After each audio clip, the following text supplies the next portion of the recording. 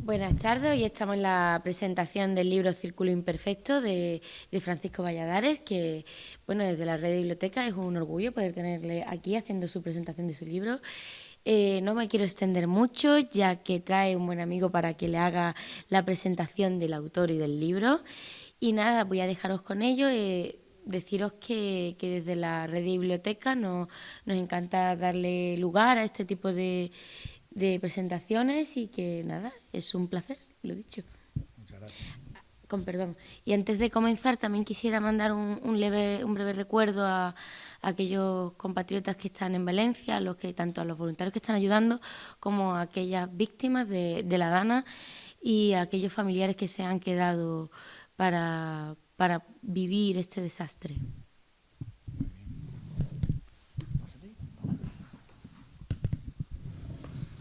Hola, buenas tardes. Lógicamente me uno a las condolencias por las personas que están sufriendo la terrible Dana de Valencia y de las otras comunidades autónomas que también se han visto afectadas. Prólogo de El Círculo Imperfecto. La lectura es un bello deporte, es un gratificante hobby y un saludable ejercicio siempre. Hay que leer y hay que difundir el mensaje para que los que nos rodean lean. Leer, siempre leer. Si nos gusta lo que leemos, aprendemos, disfrutamos y crecemos. Y si no nos gusta, hemos estado ejercitando nuestro intelecto, nuestras neuronas y nuestras capacidades como gimnasia sana, generosa, efectiva y gratificante. Leamos, leamos, leamos, como sea, pero leamos. En España el 40% de los ciudadanos no coge nunca un libro, ni siquiera para aguantar una puerta. En cierta ocasión hice la prueba de dejar el coche una noche en la calle con las puertas abiertas, los cristales de detrás bajados y el asiento trasero con unos 30 libros desparramados. A la mañana siguiente había más de 40 libros. Leamos, por favor, leamos.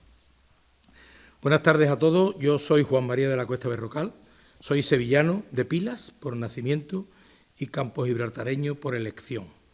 Mi enhorabuena y agradecimiento a Rocío, que me ha precedido, y por supuesto al autor, y especialmente a todos los que hoy nos acompañáis, a los que adelanto que en este rato que vamos a estar aquí va a ser un rato y una tarde provechosa, muy provechosa, lo garantizo. Muchas gracias a todos. El Círculo Imperfecto, como nos adelantaba recientemente José Ramón Mata en su reseña sobre este libro publicada en el periódico Europa Sur, se trata de una novela policíaca, un thriller con corrupciones urbanísticas, con enredo amoroso y con infidelidades matrimoniales, dentro de unas relaciones familiares algo tóxicas. ¿Os suena? Corrupción, urbanística, infidelidades, enredo amoroso, relaciones tóxicas. Un círculo es una figura, es una superficie geométrica delimitada por una circunferencia. Y una circunferencia es una curva cerrada cuyos puntos equidistan del centro. De hecho, se define una circunferencia como el lugar geométrico de los puntos del plano que equidistan de uno llamado centro. El guijarro lanzado traza círculos concéntricos sobre la superficie y luego se hunde en las frías aguas. O sea, que al contrario del maravilloso libro de Gabriel García Márquez, La crónica de una muerte anunciada, que en el propio título del libro te está anunciando lo que va a suceder, en este que hoy nos ocupa, El Círculo Imperfecto, el nombre del libro es un enigma más. Círculo, circunferencia, trama, mundo, orden, imperfección, la vida. Este aroma etéreo que te embriaga cuando ves la portada te acompañará a lo largo de toda su lectura, guiándote y sorprendiéndote para mantenerte atento y motivado. En definitiva, para que vivas y disfrutes con las peripecias y desenlaces de este excelente relato literario. Gracias, Paco. ¿Quién estará detrás de las amenazas? ¿Quién enviará los malditos emails? En esta novela, en esta magnífica novela, se exalta el viento, el sol y el mar. Curiosamente, las fortalezas de nuestra comarca, así como la mezquindad, la falsedad y las envidias. Nuestro protagonista no necesita presentación. Es alguien imprescindible en el campo de Gibraltar y en nuestra querida España, aunque también ha aportado su cuota de sabiduría y bonomía a nivel mundial. Nos hallamos ante una gran persona con mayúsculas. Mantenerte simplemente en contacto con él representa ya una excelente oportunidad para ser mejor ciudadano e intentar arreglar el mundo, que es de lo que se trata. Encierra muchas sorpresas gratas, tanto nuestro conferenciante, autor del libro, como el libro en sí. Deja a esa mujer, te va la vida en ello. Es uno de los correos que anónimamente recibe Carlos Duarte, protagonista de la novela. Francisco Antonio Díaz Valladares es un romántico y un luchador que nunca se rinde y que confía en su constancia para crear un futuro siempre mejor. Es un Marco Polo manriqueño que asemeja a Leonardo en sus desempeños artísticos y literarios.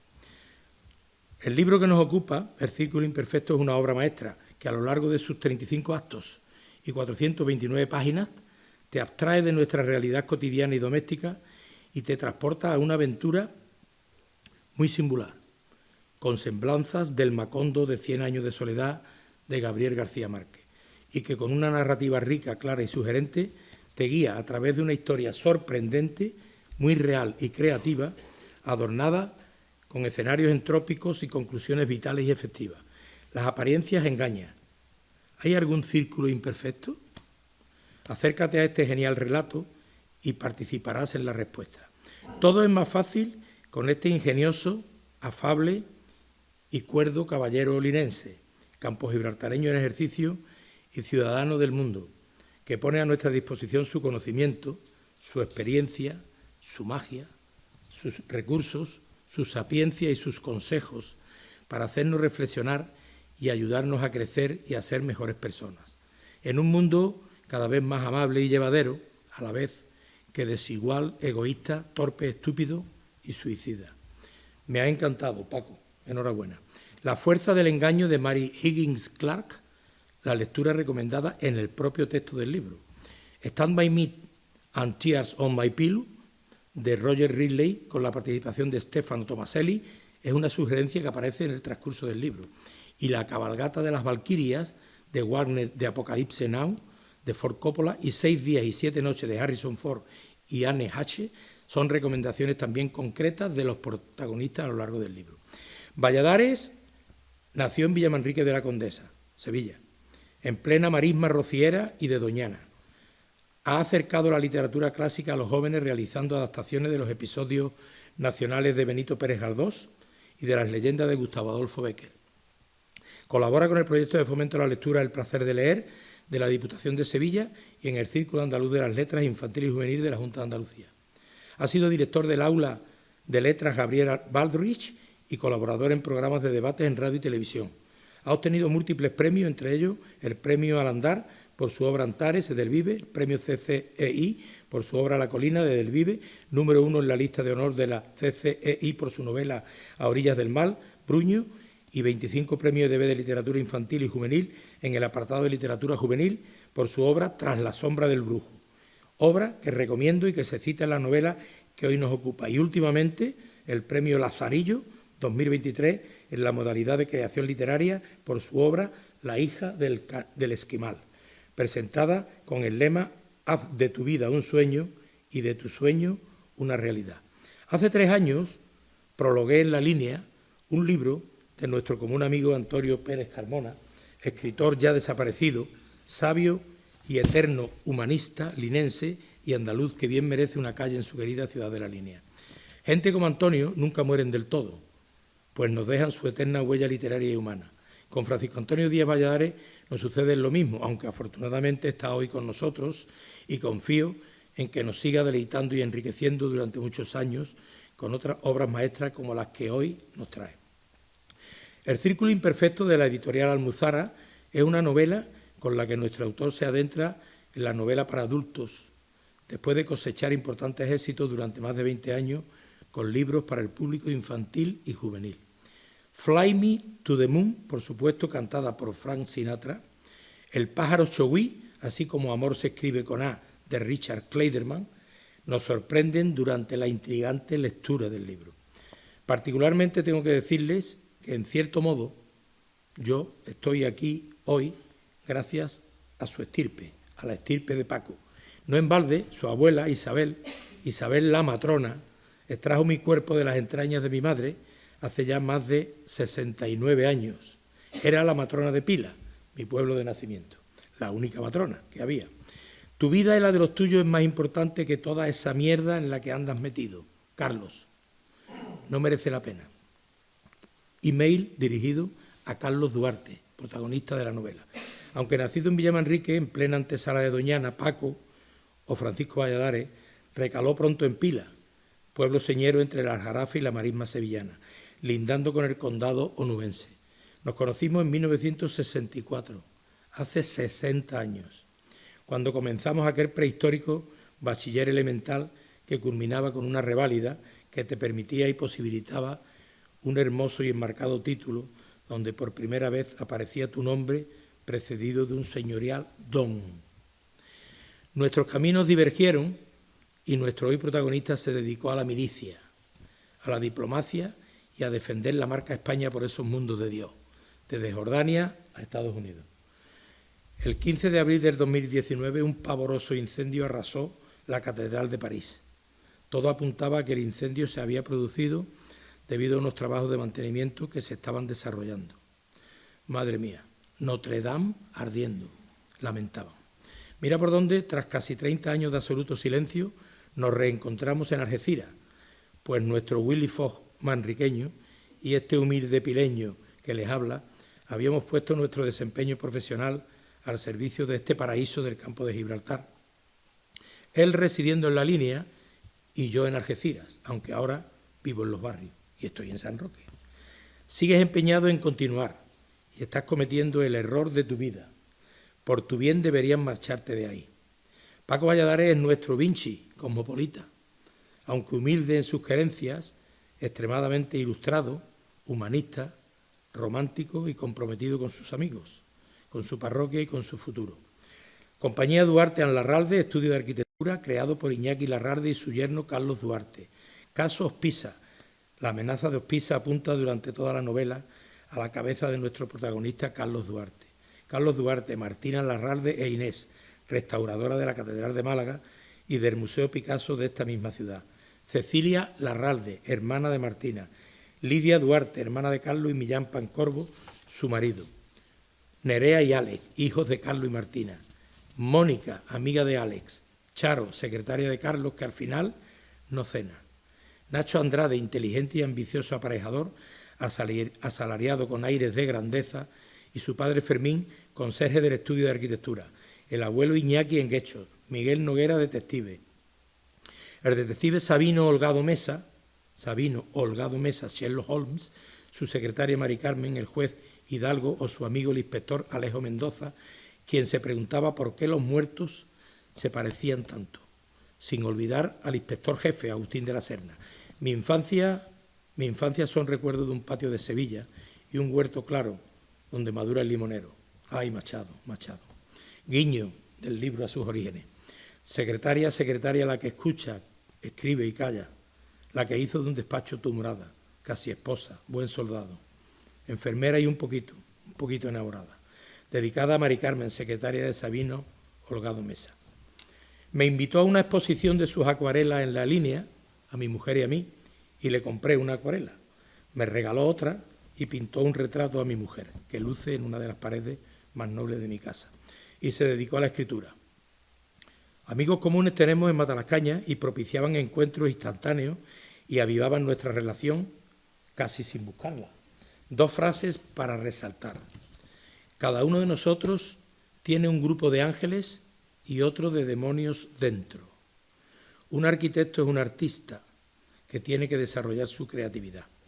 Nuestro protagonista, y ya voy acabando, de creatividad va sobrado.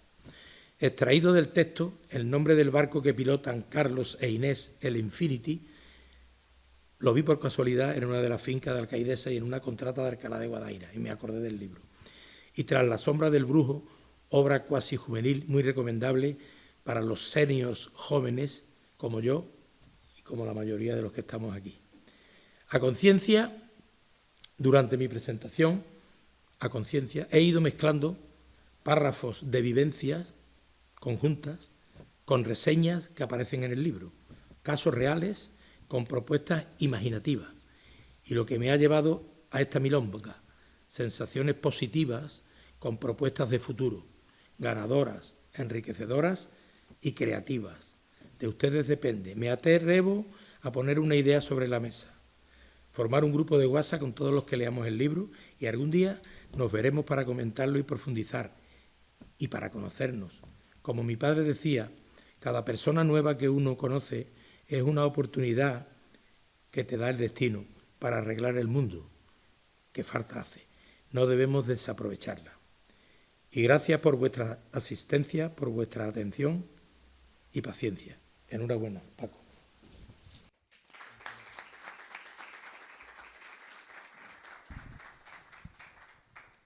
Bueno, muchísimas gracias. Antes de empezar voy a hacerte entrega, Rocío, de estos dos libros.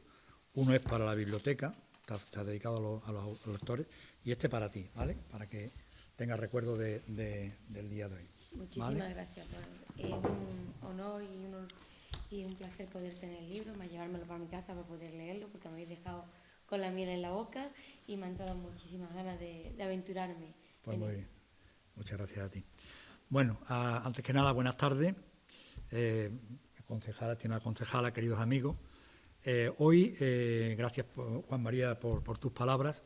Bueno, ya la había escuchado, nos conocemos de toda la vida. Tuvimos la misma maestra que nos enseñó a escribir a leer, la profe, la Petra, doña Petra.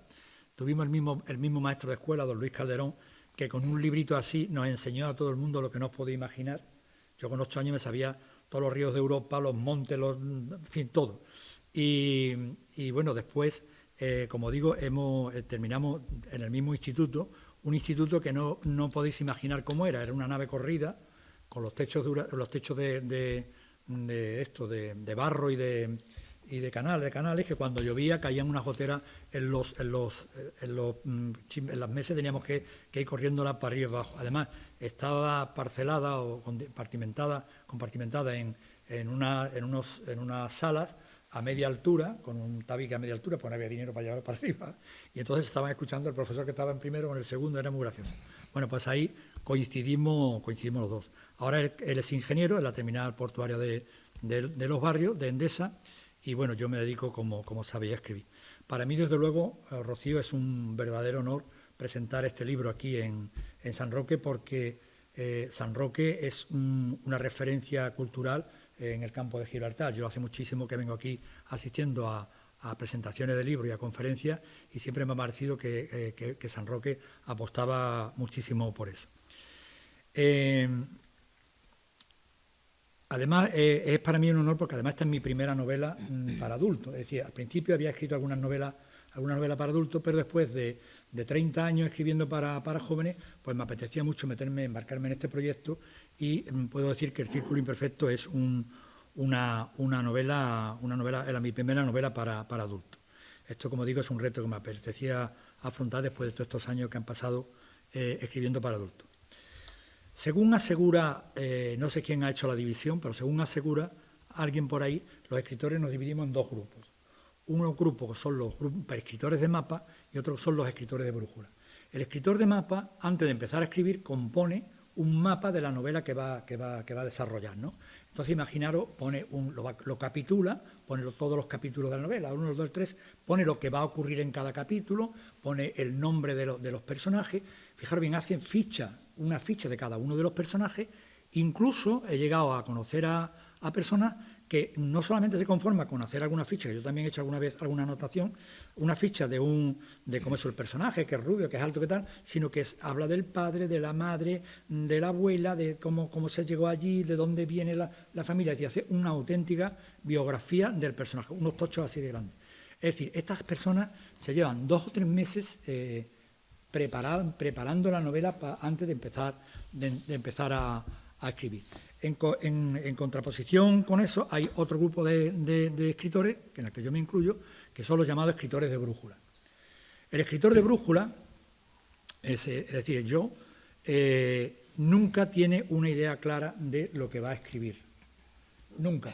Es decir, cuando yo empecé a escribir, tengo que decir que cuando empecé a escribir, todo el mundo empieza a escribir de mapa. Es decir, cuando una persona empieza a escribir, no tiene esto que tenemos debajo del pelo lo suficientemente desarrollado como para embarcarse en una aventura de escribir una novela porque sí, ¿no? Sino que hay que desarrollarlo primero. Pero después de un tiempo escribiendo, muy poco, escribiendo así, un día me dio por meterme en la historia y dejarme llevar. Entonces, al principio, me parecía muy raro esa forma mía de escribir, porque ahora yo me juntaba con personas, con autores en los congresos que teníamos, en alguna presentación de una novela, en las ferias. Y sabéis que cuando se reúne con los profesores pasa como cualquier profesión, ¿no? Que uno siempre pregunta qué estás haciendo, ¿no? ¿Y qué va? ¿Cómo lo lleva? ¿Qué tal? Bueno, pues todo el mundo dice, no, yo de mapa, yo escribo, yo me preparo primero la novela y yo no me encontraba a nadie que escribiera como yo escribía.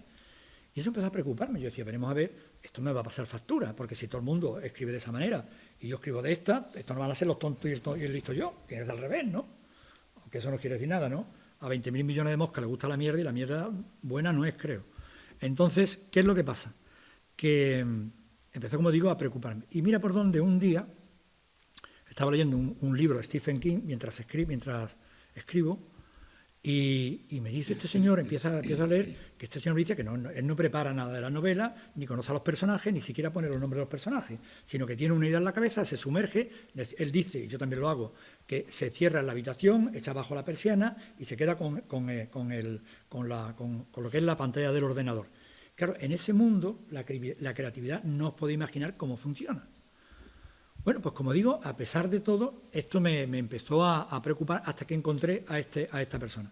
Y en este momento ya dije, mira, yo ya no voy a pensarlo más, me voy a seguir escribiendo como estoy haciéndolo y la verdad todo lo que tengo escrito lo he escrito así. ¿Qué ocurre con esta historia? Verá, cuando se escribe de esta manera, resulta que lo primero que hay que hacer es llenar un depósito de conocimiento, que es un depósito que uno tiene en la cabeza, imaginario, claro está, leyendo todo lo que puede del tema sobre el que va a escribir. Cuando estás leyendo, todo ese depósito se va llenando hasta que llega ya un momento que hay tal saturación de conocimiento que suena un clic en mi cabeza y es en el momento que me dice ponte a escribir. Y entonces en el momento que me pongo a escribir, fijaros bien, empieza a aparecer aquí delante una película en la que yo participo con ellos, pero yo lo único que hago es materializar lo que ellos me van contando. Ellos me van contando su historia y yo lo que hago es seguirla, pero como el que está haciendo. A veces, ¿qué ocurre con todo esto? Pues que la novela que tú escribes, tengo ahora mismo los pelos de punta porque me estoy acordando de alguna, la novela que estás escribiendo es como si estuviese al lado de los protagonistas. Y además, fijaros bien qué curioso, no puedes intervenir en esa historia porque no es tu historia. Cuando un autor interviene en la historia que está contando, como autor, con sus ideas, con sus pensamientos, iba a decir una palabra fea, la estropea la novela. ¿Vale? Entonces lo que hace el autor es dejarlo correr.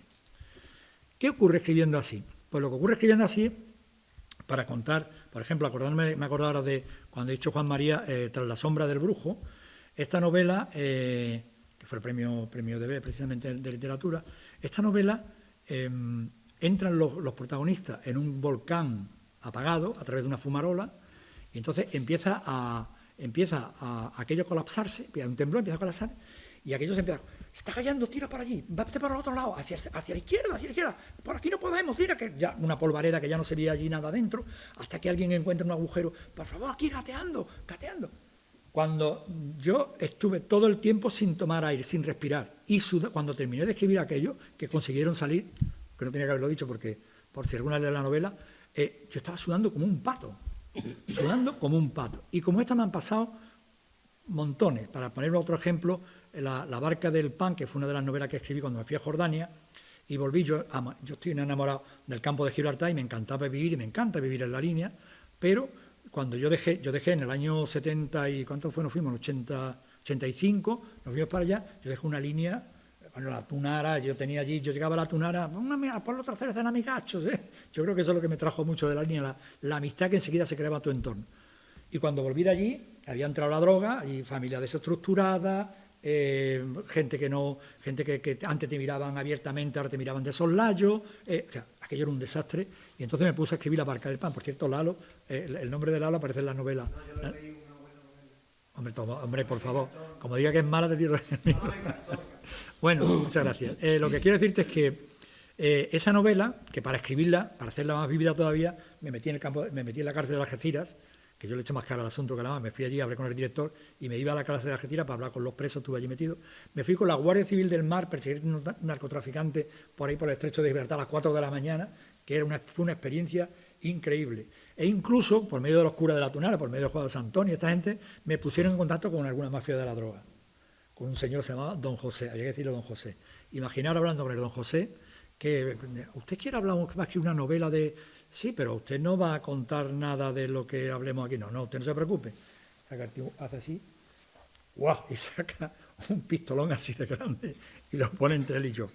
Y el tío capullo, voy a decir, por no decirle una palabra más fea, me miraba a mí, miraba a él, y miraba la pistola y decía, usted no va a hablar de... No, usted no se preocupe, don José, yo es que quiero entrar a conversación.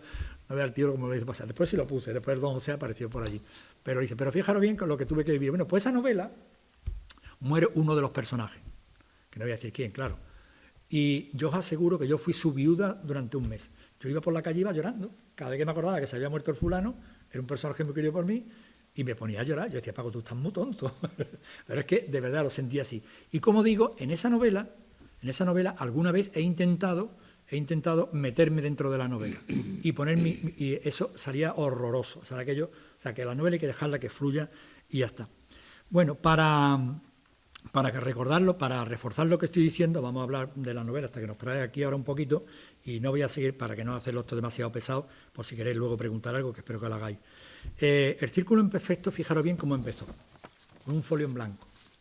Estaba en Matalascaña, que es donde me he ido a escribir durante todas las 30 novelas que llevo escritas, se han escrito la mayoría allí.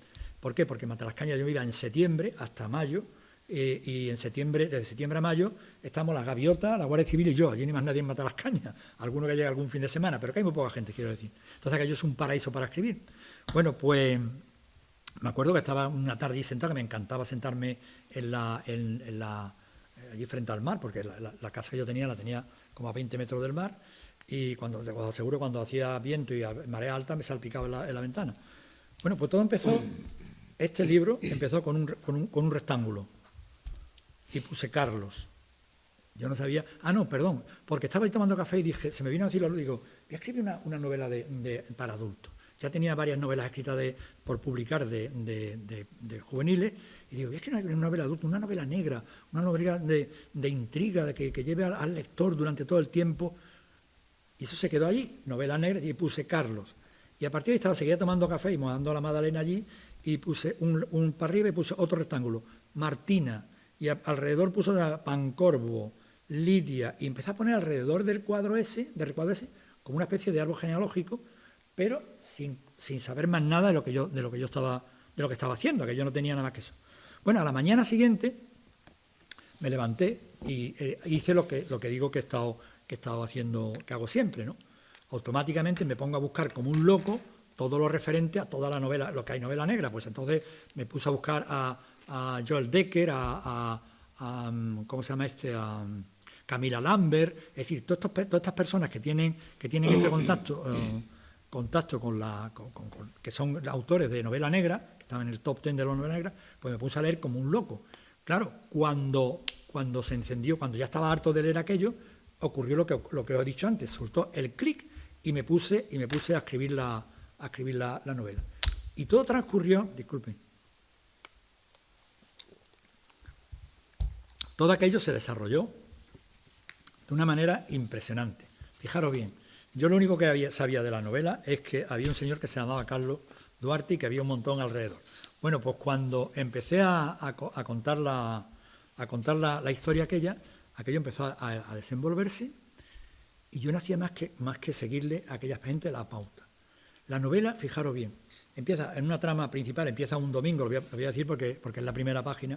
Empieza un domingo por la tarde, cuando Carlos Duarte, como hacemos todos, estaba aburrido ya de domingo y dice, bueno, voy a subir arriba al despacho a ver los ordenadores que correo me han entrado. Era arquitecto, como ha dicho Juan María, entonces empieza a leer los correos que le ha llegado del estudio de arquitectura, los cierra porque a él no le gusta el tema de la arquitectura, es un bohemio, le gusta pintar, le gusta otra cosa distinta que no al tema encorsetado de la arquitectura, ¿no? Entonces, estando allí, apaga ese correo y enciende otro, que es un correo secreto que mantiene con una mujer que se llama Inés y mantiene una relación con ella muy especial. Es una relación donde no ha habido sexo, pero que ahí hablan casi todos los días, y una relación muy, muy interesante que no voy a hablar más. Y me estoy mordiendo la boca, no vaya a ser que estropee algo, porque la novela está cogida con pinzas. Entonces, como digo, abre aquel correo y de pronto aparece uno de los emails que ha leído Juan María de la Cuesta. Es decir, aparece un email que lo amenazan de muerte, y no solamente lo amenazan de muerte, sino que lo amenazan con poner sobre la mesa el caso Pisa. El caso Pisa se trata de un hospital que él construyó y que colapsó, salió ardiendo porque hubo unos estudios de los cables que él había dicho que se hiciera, aquello no se hizo, total, que salió ardiendo. Estoy intentando, ya digo, morderme la lengua. Bueno, lo cierto es que aquello se tapó y todo el mundo, nadie hablaba ya del caso Pisa, pero este mensaje viene amenazando y diciendo, si no dejas a esa mujer, voy a poner el caso Pisa sobre la mesa.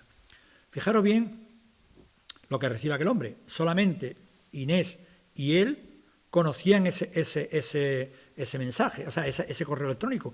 ¿Quién se ha metido allí? ¿Cómo han hecho aquello? ¿Qué ha pasado? Bueno, a partir de ahí la novela se dispara. Empieza en una trama principal toda llena de intriga, de laberintos, de no sé cuánto. Pero lo que más me impresionó fue que alrededor de esa trama principal empezaron a aparecer unas tramas secundarias, que aquello formaba una red tan intrincada que decía uno, bueno, ¿cómo va a acabar esto? Porque como digo, yo la historia no la sé, la historia va evolucionando. Para que os hagáis una idea, ¿cómo se llama? El de Canal Sur me hizo una entrevista, yo ya le había dejado la novela, y cuando iba a permitir la entrevista dice, Paco, voy a parar un momento y te voy a hacer una pregunta. ¿Esto que yo estoy leyendo va a tener solución? Digo, pues mira, la misma pregunta que tú me has hecho, me la hice yo cuando lo estaba escribiendo. Lo cierto es que, bueno, pues efectivamente, todo eso se va desarrollando. Es como, para poner un ejemplo, es como si Rocío va por la calle, ¿no? Y de pronto llega uno y te dice, hola Rocío, y tú dices, ¿quién eres? Pues, yo soy Juan Luis, el que estuvo casado con Mari Carmen. Ah, claro, mira, precisamente vi ayer Mari Carmen, iba con un chaval que lo llevaba con la mano por los hombros. ¿Cómo que iba con un chaval? Pero si a mí me ha mandado un mensaje que quiere que yo vuelva con ella. Pues bueno, pues que no verá. Oye, por cierto, ese anillo que tienes ahí, ese anillo no era de mi madre. Pues no, o sea, fijaros bien, ¿no? O sea, toda una serie de historias que se van enreversando y dice uno, ¿qué está pasando aquí? ¿No? Todo tenía sentido además. Bueno, pero al final todo se mete de nuevo en la trama principal y la va a llevar hasta el final.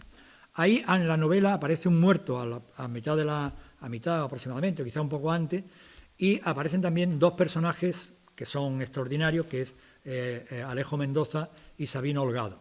Estos dos personajes son dos policías. Yo me he reído con ellos lo más grande, porque tenían un sentido del humor buenísimo, son agradables, en fin, yo me he reído mucho. De hecho, lo he vuelto a sacar en otra novela más. Y estos dos son los que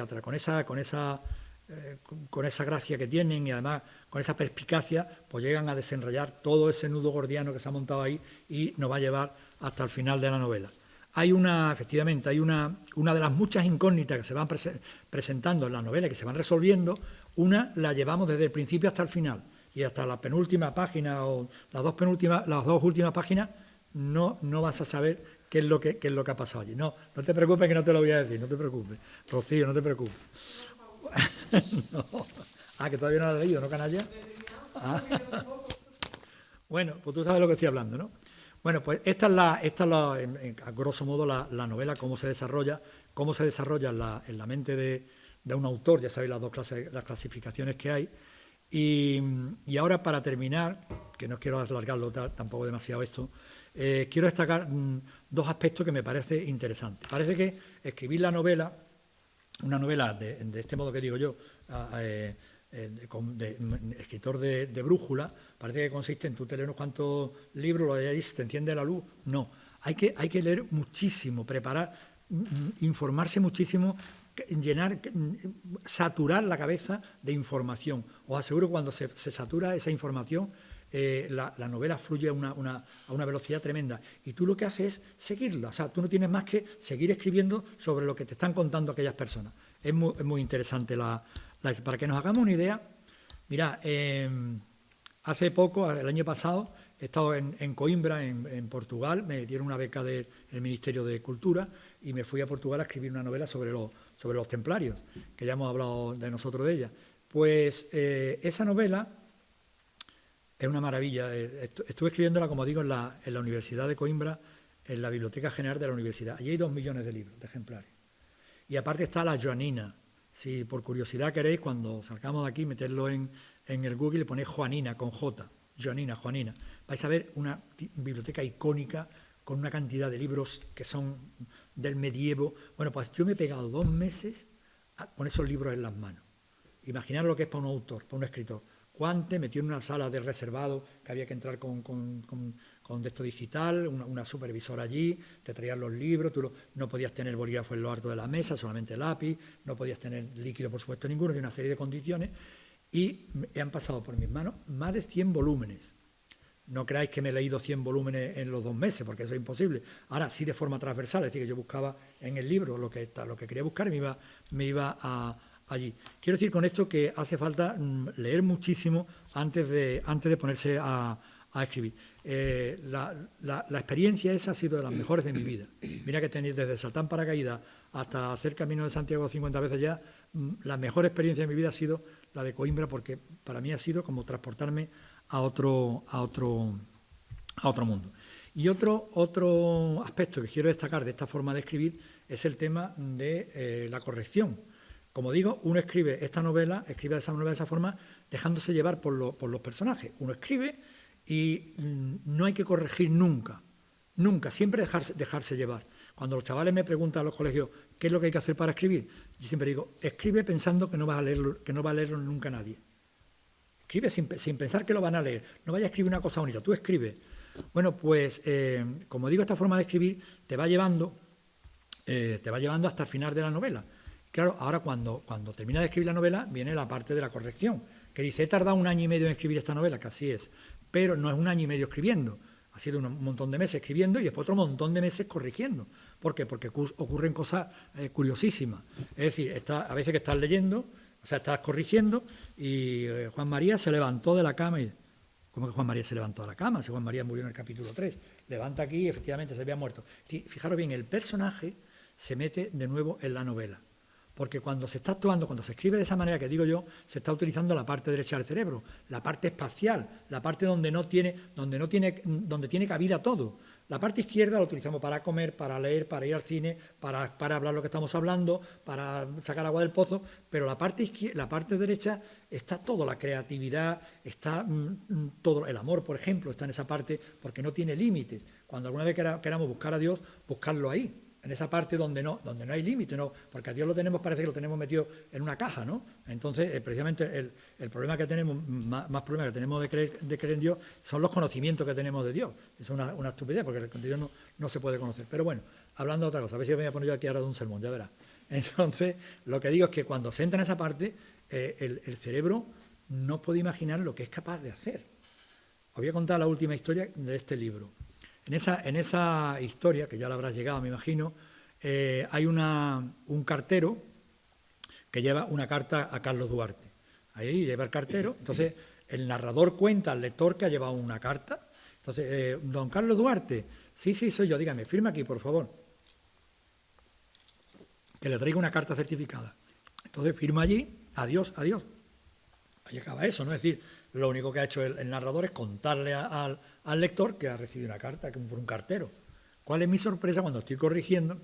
Buenas tardes, señor Duarte. Sí, mire, que le traigo una carta certificada. Firme usted aquí. Entonces firma y dice, pasa. El cartero se llamaba Antonio, estaba casado con Mari Carmen y tenía 2 niños, Luis. Fijaros bien, el cartero había tomado vida por él mismo, o sea, sin mi permiso. El cartero empezaba a contar su historia. Fijaros bien hasta dónde puede llegar la creatividad en un momento dado y cómo se puede expandir todo esto. Bueno, ya no voy a hablar más, de verdad que no, lo prometo, que hablo mucho. Simplemente quiero daros las gracias por haber venido aquí a acompañarme hoy. Es importante para un autor que presente su novela estar aquí. Ya te digo, para mí es un honor estar aquí hoy en San Roque con Rocío, con la concejala de biblioteca y con mi querido amigo, y bueno, con todos los que sois amigos míos, claro. Y bueno, yo creo que ya he contado todo lo que quería contar. Si ahora alguna o algún medio pensionista de por ahí me quiere hacer una pregunta, que me la haga sin problema. Todos a la vez, no, por favor, de uno en uno, porque esto después... ¿100% ficción? A ver, sí, porque, vamos a ver, como digo, una novela tiene que estar fuera del autor. La historia no tiene que estar contigo, tiene que estar ahí, y tú aquí. Es como si cuento tu biografía, ¿no? Y ahora yo me pongo a decir, inventarme cosas. La historia de la novela tiene que estar ahí. ¿Qué es lo que pasa? Que en cierto modo, quiera yo o no, yo me estoy proyectando continuamente en la novela. De hecho, vosotros que me conocéis, a poco que leáis la novela, y mira, aquí está Paco, y aquí también, o sea, en cierto modo apareces ahí, pero es ficción totalmente. Vamos, de hecho, te aseguro, Rocío, que tú me conoces, que la novela empezó en ese folio. Yo no sabía ni de lo que iba a escribir. La novela empezó cuando empecé a escribir y dije, Carlos Duarte estaba en su casa, no sé qué, pastoreando la tarde del domingo, que así empieza la novela, me parece, y se le ocurrió subir arriba a su despacho Rocío lo va a comprobar, no lo compré por si acaso no es verdad. Se le ocurrió subir arriba a comprobar el correo que había recibido del despacho, ¿no? Y a partir de ahí empieza la novela. Y no os podéis imaginar, bueno, vosotros ya algunos lo habéis leído, no os podéis imaginar cómo se va intrincando, cómo se va combinando todo, cómo se va aparece, bueno. Pero esto podría ser enganche también. Hombre, claro. Que no somos tirando en línea, al revés, como hay tantas tramas, hay tantas cosas, por eso te vayan enganchando un poquito más. Claro, porque están tejidas todas una con la otra, Pancorbo con Lidia con el hermano, Pancorbo con el arquitecto con... Claro, es que, pero te aseguro, os lo aseguro, creedme que no os estoy mintiendo, de que eso no ha estado programado en mi cabeza. Esta novela, que yo creo que de lo mejor que he escrito últimamente, esta novela, cuando yo la leía después de haberla escrito, yo decía, ¿de dónde ha salido todo esto? Os lo prometo. Cuando he escrito ahora otra novela, la novela de la hija del esquimal, que es el premio Lazarillo, que no se ha publicado todavía, esa novela me pasó igual. Dije, voy a escribir una novela sobre esquimales. Fijaros cómo empieza en mi cabeza. Una novela sobre esquimales. Claro, cuando tú dices una novela sobre esquimales, tú te imaginas un esquimal, la cara negra del frío del hielo, metido en un todo de, ¿cómo se llama?, de una piel de no sé qué, con el arpón en la mano y detrás los perros con el trineo, ¿no? Esa es la idea. Claro, me pones, porque por cierto tampoco hay muy poco escrito. Me puse a leer un montón de libros, no solamente ya de esquimales, sino del hielo, de Groenlandia, de historias, y cuando empecé a escribir aquello, yo decía, porque claro, cuando te pones a leer sobre un tema, te convierte en un especialista en el tema. Yo os aseguro que si una vez terminado la de los templarios, me sentáis aquí en esta mesa y os doy una conferencia sobre los templarios, que os vaya a morir, que os morís. Pero ya no me acuerdo de nada, es decir, porque te metes en otra historia y aquello se queda atrás. Pero en el momento que termina, que estás escribiendo aquello, te convierte en un auténtico especialista del tema. Y de los esquimales me ocurrió eso, empecé a escribir, empieza a aparecer Taupec, que es la chica de aquello, empieza queriendo cazar un oso, y a partir de ahí, que os lo prometo, que no hay nada preparado, aparece un grito, un oso, una pareja de unos americanos, estáis hablando de Groenlandia en el norte, en la isla de Schaumburg, o algo así, en el norte de Groenlandia, que no la conoce nadie, y a partir, conforme vas escribiendo, aparece una historia, que es que no quiero, aparece una historia distinta y aparece no sé qué, y se meten los americanos y aparece no sé cuánto, y ¡wow!, que se convierte en una bola enorme, que es lo que me gusta de escritor, de escribir, es esa, ¿no? Que de algo tan pequeño como puede ser una lectura de un determinado género, pues acaba montando tú tu propia historia, que es una historia gordísima y enrevesadísima y cosas así. Hablo mucho, ¿verdad? Venga. ¿Alguna pregunta? ¿Ninguna? Bueno, pues... Si me permite. Sí. ¿Ya ha terminado, Francisco? Sí, antes de sí. seguir? Bueno, pues una vez más agradecer a los asistentes, agradecer a Multimedia por estar y por tener la grabación, que la vaya a tener a vuestra disposición por si queréis repetir, rememorar o compartir este momento. Agradecerte una vez más que estemos aquí. Y a ti también, Juan, por esta presentación. Y nada, aquí tenéis vuestra casa, la Red de Biblioteca de San Roque, y muchas gracias por todo. Muy bien.